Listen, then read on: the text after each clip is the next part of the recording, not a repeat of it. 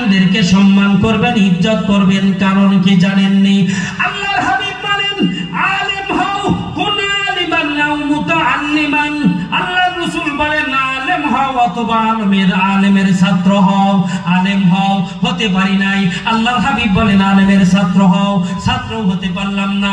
আল্লাহর হাবিব বলেন, আলেমের কথা অনুযায়ী জীবন যাপন করো অথবা আলেমের সাথে বন্ধুত্ব স্থাপন করো। চারটের যে কোনো একটা গ্রহণ করো। কারণ হলো আলেমের সাথে মুহাব্বতের কারণে আল্লাহর হাবিব বলেন, আল মারহু মা মান আহাব্বা। যার সাথে যার মুহাব্বত তার সাথে তার হাসর। এই জন্য আলেমদের সাথে ইমামদের সাথে মুহাব্বত লাগাইয়া দাও।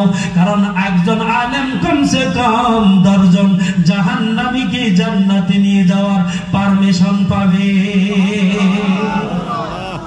আলেমদেরকে হাই করে কথা বলবেন না।